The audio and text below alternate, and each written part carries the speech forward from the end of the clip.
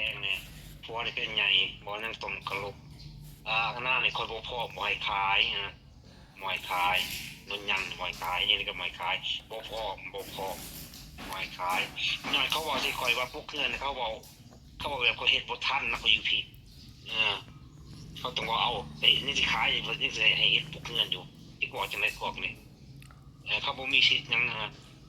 คอยเป็นผัวเราคอยบ่ให้ขายนะเป็นแม่นาแล้วเป็นนาเราอยู่เราเป็นเมียคอยคนการปกครองเราคน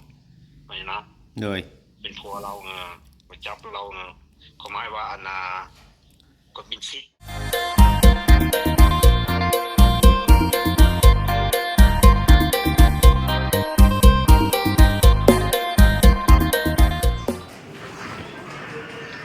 กะสบายดีน้องพ่อแม่พี่น้อง FC เบิดทุกคนพี่น้องเนาะทางฝั่งลาวแล้วก็ฝั่งไทยหรือว่าทางต่างประเทศพี่น้องที่เข้ามาเบิ่งมาชมคลิปช่อง YouTube ของว่าเป็นชายใจเกินร้อยเพียงเนาะV2อีกคือเก่าคือเดิมพี่น้องเนาะเติมก็อยู่ทั้งบ้านทั้งเรือนเนาะเพียงเนาะก็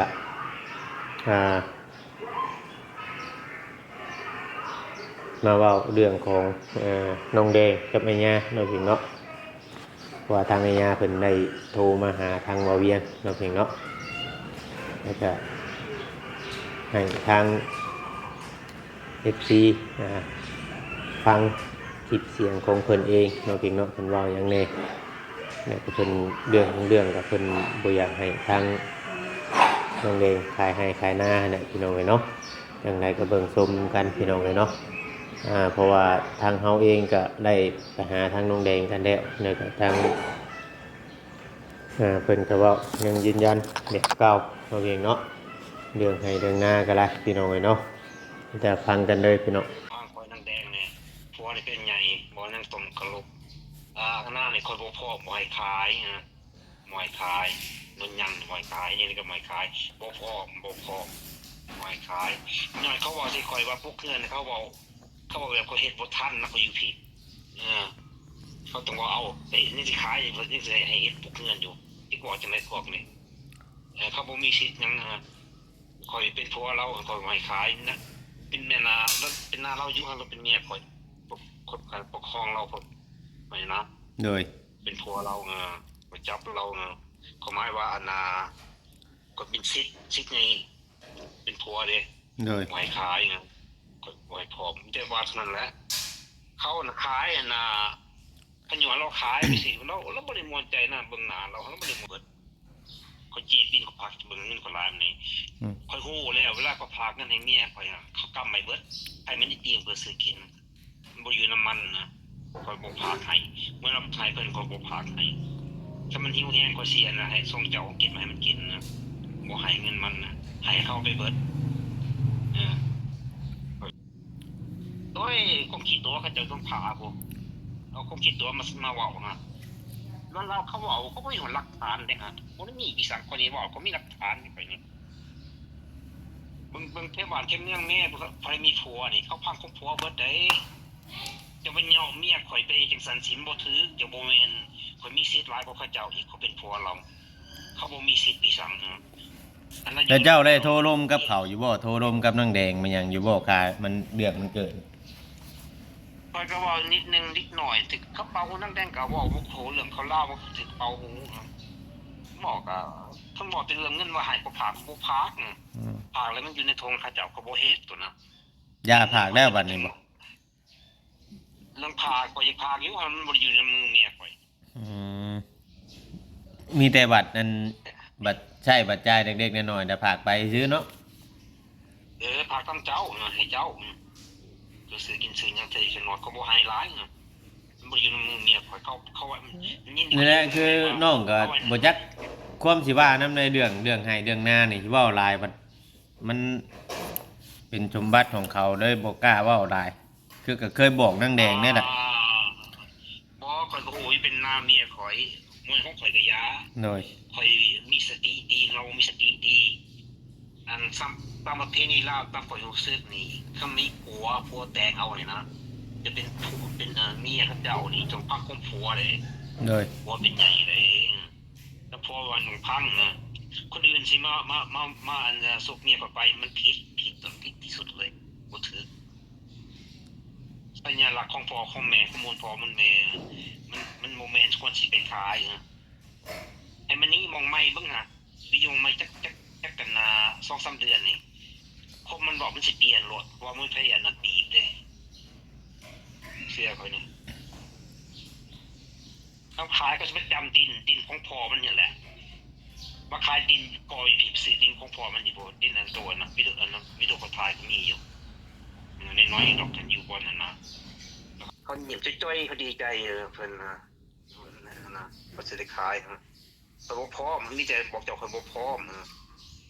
เขาเป็นผัวนะบ่พร้อม เจ้าบ่พร้อมเรื่องขายดินขายหน้านี้เนาะแม่นข่อยบ่พร้อมนั่นข่อยบ่พร้อมในหัวให้คนยินเบิดนะคนของข่อยก็ยามเราเป็นเมียข่อยอันน่ะรักษาเรานี่ข่อยก็พาให้เลยอยู่ผัวเมียต้องคุยกันผัวเมียเนาะข่อยเราคุยนำเราเป็นข่อยว่าน้ำเราแล้วเราถูกมัดถูกผูกบอกว่าคือเก่ามันบ่มีวิสังน่ะถูกมัดถูกผูกบ่ได้จริงบ่ได้บ่ได้จริงบ่ได้แค่จะคู่ก็จริงกันจังว่าให้เราบ่อยู่นะส่วนโตนะแบบมุ้ยไฟบังคับนะเราสิบอกเนี่ยใหม่อีกนะมิแต่จะคือให้คนฮู้ได้ข่อยวันนี้บ่พร้อมขายดินบ่ให้ขายหน้ามูลพอมึนแม่นเรานะพอเฒ่าไม่เฒ่าข่อยนะแม่นเลือดเราบ่มีสิทธิ์สิว่าหยังข่อยเกี่ยวกับเมียข่อยเราบ่แม่นเลือดมันเป็นไผล่ะฮัก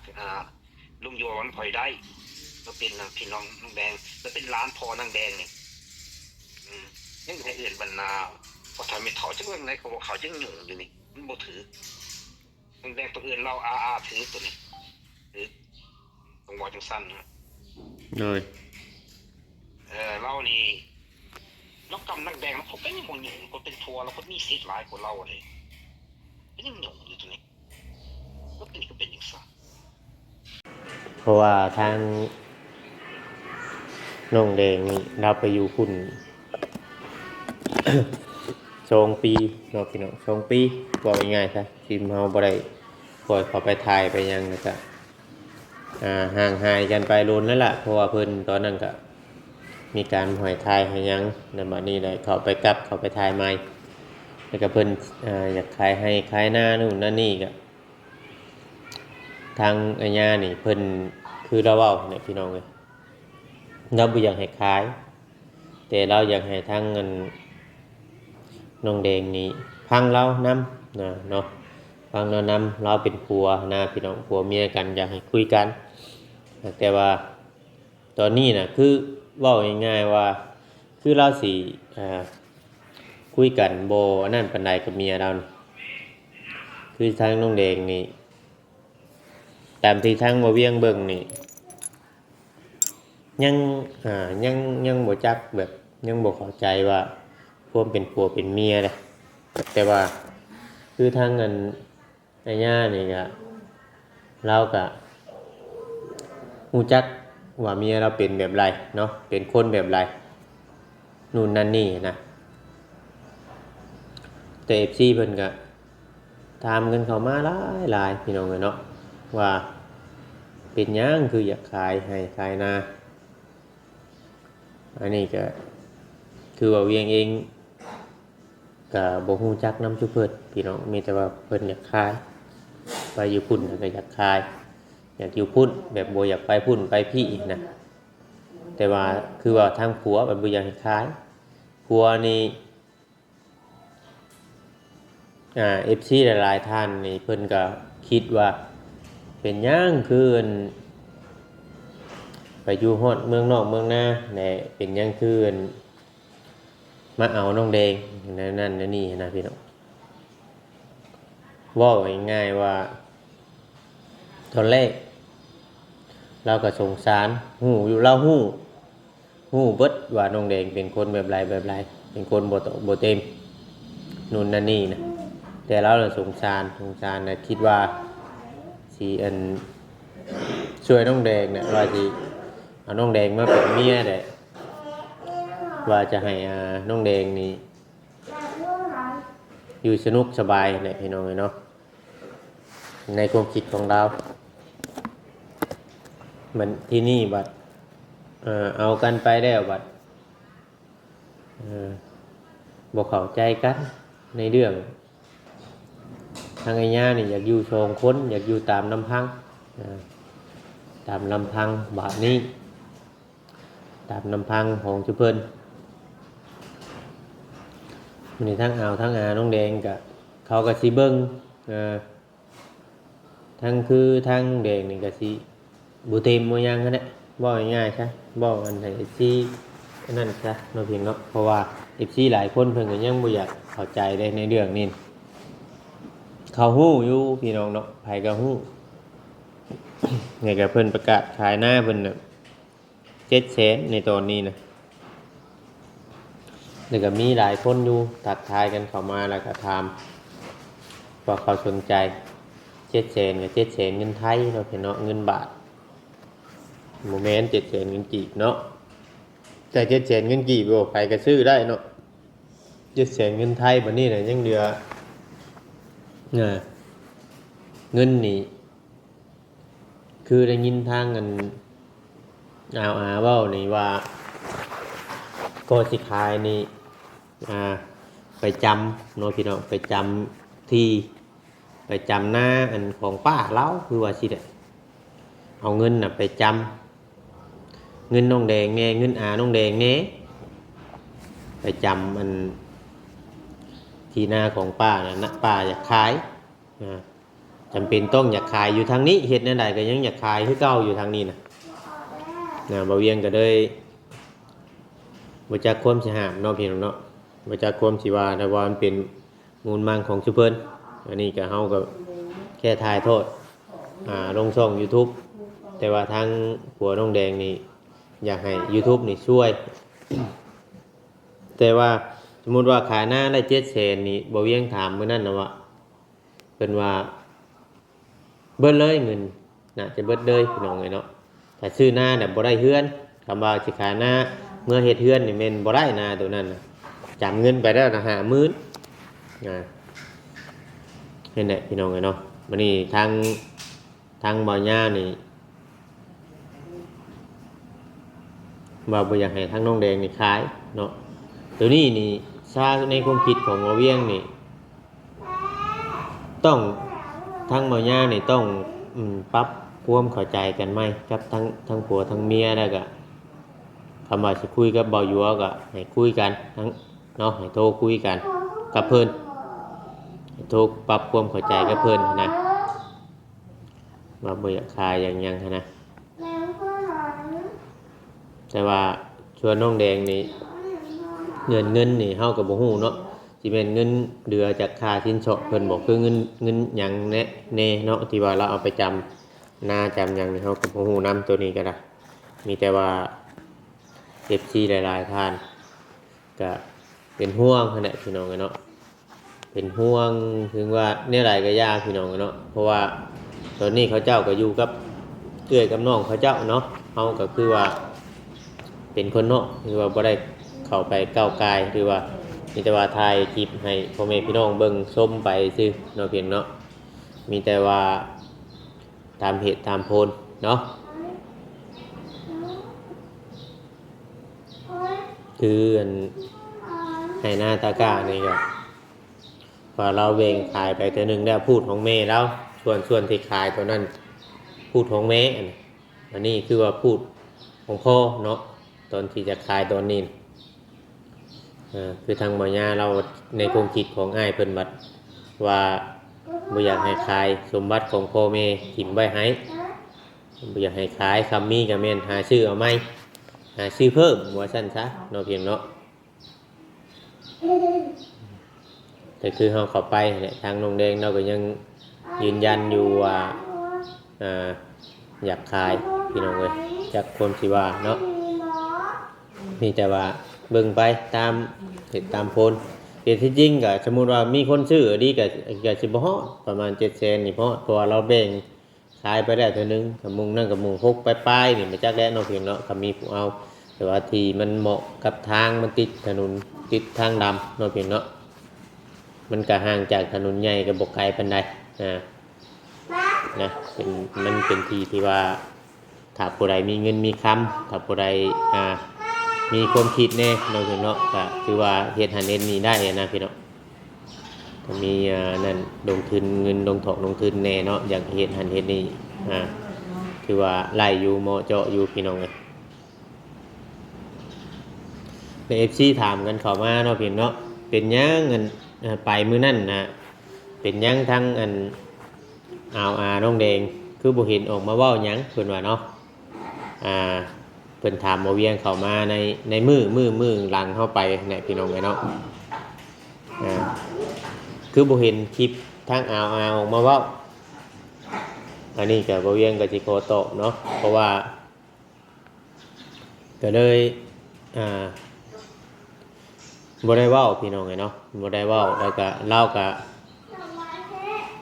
บ่อยากตอบโต้กันไปมานะมันสิบ่จบเราอะเพราะว่าหนึ่งมากอะเราอยากให้ทางเงินไอ้ย่านี่โทรไปโอ้ล้มกับข้าเจ้าเองนะเขาบ่อยากตอบโต้ทางโซเชียลมีหยังกับเขาจะคุยแต่ตอนนี้เขาก็บ่ฮู้ว่าเพิ่นคุยกันได้บอกกับทางน้องแดงหรือว่าทางไอ้ย่านี่เพิ่นคุยกันน่ะบอกคือว่าแนวใดเฮาก็บ่ฮู้เนาะพี่เนาะแค่ว่าทางไอ้ย่านี่เพิ่นอยากให้เฮาบอกเนาะบอกชื่อผ่านชื่อนี่แหละพี่น้องว่าเพิ่นบ่พอจะขายให้ขายหน้านี่เพิ่นบ่พร้อมเนาะพี่เนาะแต่ว่าทางน้องแดงนี่ก็แล้วตามใจน้องแดงเราว่ะ เราตามใจน้องแดงเราบ่ฮับได้แต่น้องแดงเห็นหยังก็แล้วแต่น้องแดงเนาะเฮาก็บ่จักอันนั้นมีแต่ว่าซุเพิ่นคุยกันเนี่ยเป็นจังไดก็แล้วแต่ซุเพิ่นเนาะพี่เนาะคือทุกคนคือสิฮู้น่ะพี่น้องเนาะเพราะว่าเฮาก็อยู่กับน้องแดงในตอนนั้นก็ถือว่าใช้เวลามาล้นเติบเกือบ2 ปีเนาะตอนที่ถ่ายแรกๆแต่พอน้องท่านได้เสีย2 ปีปลายพุ่นมาจากก็เราเป็นคนแบบไรก็ FC ก็ฮู้นะว่าง่ายๆผู้เพิ่นติดตามมาตลอด FC ก็ฮู้แล้วก็ให้เว้าหยังก็คือสิเว้าหั่นแหละพี่น้องเอ้ยเนาะเรื่องขายให้ขายนาหรือว่าขายดินขายโลนนี่ก็คือเว้าเนี่ยมันเป็นสมบัติของซุเพิ่นเนาะคือเฮานี่ก็เป็นยูทูบเบอร์ เอาสิเข้าไปก้าวไก่อะไรก็บ่ได้หนึ่งมาคำว่าดินยูทูบเบอร์ชื่อหรือว่าเป็นเงินของผู้รักผู้ใหญ่ชื่อมาเนาะอันนี้ก็คือสิพากันโซ่น้ำเต็มที่ยีดอกพี่น้องไงเนาะอันนี้มันเป็นส่วนของชิดส่วนของผู้เพิ่นในทั้งญาติพี่น้องทั้ง2 กัม2 พายหรือว่าถ้าเพิ่นโอ้ล้มกันได้หรือว่าพูดคุยกันได้กับแม่นนั่นอย่างนั้นนะคือว่าเฮานี่มันโมเมนต์อันนั้นคือตอนที่ผ่านมาเนี่ยพี่น้องสิ่งที่ผู้รักผู้ใหญ่เพิ่นซื้อให้เนาะอย่างคือดินบอกคือว่าเป็นศอกเป็นเสานี่ก็มันเอาไปทั้งหลายบ่ได้แล้วมันตั้งขึ้นเนี่ยยังเหลือแต่หั่นกับ6 ต้นเนาะในที่ของเพิ่นคำว่านั่นก็ผู้ใหญ่เพิ่นบ่ให้ก็แม่นบ่ได้คือเก่าคือทางโรงเรียนก็คือเราเว้าคือเราเว้าที่ผ่านมาน่ะสิ่งของน่ะบางคนเนาะบางคนผู้รักผู้ใหญ่เพิ่นกับบางคนผู้เพิ่นให้ไปแล้วเพิ่นถ้าเพิ่นจุดประสงค์เพิ่นอยากให้อยู่บ่อนนั้นหรือว่าเพิ่นอยากสร้างอยู่บ่อนนั้นน่ะแต่จำเป็นต้องอยู่บ่อนนั้นสมมุติว่าเฮาสิเอาไปเฮ็ดอยู่บ่อนอื่นนี่เฮ็ดบ่ได้แต่ว่าอันนี้ในเรื่องให้เรื่องหน้านี่ก็คือว่าเฮ็ดของน้องแดงนี่ก็ถือว่าเบิดหลายเติบแหละที่ว่าทางผู้ใหญ่เพิ่นสร้างมานี่ว่าจะเป็นห้องน้ำแล้วก็เฮือนเนาะเฮือนเนี่ยก็ก่อหันก่อนี่เทน้ำมันนั่นหั่นแหละพี่น้องไอ้แถวอยู่น่ะแล้วก็มาเฮือนตัวหลังใหม่ที่กำลังสร้างนี่ก็ปรับที่ถมที่ก็8-9,000ในตอนนั้นเนาะแล้วก็มาจ้างสร้างตั้งเสาขึ้นก็10,000 กว่าพุ่น 15,000 บ่ตอนน่ะบ่เวียงจำบ่ได้ประมาณ 15,000 นี่มาจากพี่น้องก็เบิดถือว่าเบิดเงินหลายเติบในส่วนนี้ก็เบิดเงินไปหลายเติบเนาะก็เลยจักความสิว่าเนาะพี่เนาะ มีแต่ว่าเดี๋ยวแต่ทางญาติพี่น้องเพิ่นคุยกันแล้วก็อยากให้ทางเงินไอ้ญานี่กับเพิ่นนี่คุยกันใหม่เนาะพี่เนาะทางเฮาก็คือสิเออเว้าก็เว้าอยู่พี่น้องบ่แม่นว่าบ่เว้าแล้วก็คือสิอ่าตามใจทางญาติพี่น้องเพิ่นเนาะพี่น้องทางเบิดสองกรรมสองพายนี่พี่น้องเอ้ยเนาะทางพังพ่อนี่ทางพังเมียนี่ทางพังแม่นี่เพราะว่าเฮาก็เพิ่นอาจจะคุยกันนั่นแหละทรัพย์สมบัติของลูกของหลานเนาะพี่เนาะตัวนี้ก็เฮาก็สิก้าวกายหลายก็บ่ได้พี่น้องเอ้ยมีแต่ว่าอยากให้ทุกคนนะปรับความเข้าใจกันเนาะระหว่างญาติพี่น้องทางผัวในทางเมียในคือทางอาญานี่เราก็อยู่ไกลตอนนี้นะเราก็เฮ็ดเวียกเฮ็ดงานอยู่ทางอเมริกากับโมเมนต์ที่รวยโลดเนาะพี่น้องคือ FC เพิ่นเว้าน่ะอยู่อเมริกาก็บ่ได้แม่นว่าสิแม่นคนรวยโลดได้เพิ่นว่าก็หาเงินคือกันก็เข้าใจอยู่พี่น้องเนาะตัวนี้ก็หาเงินคือกัน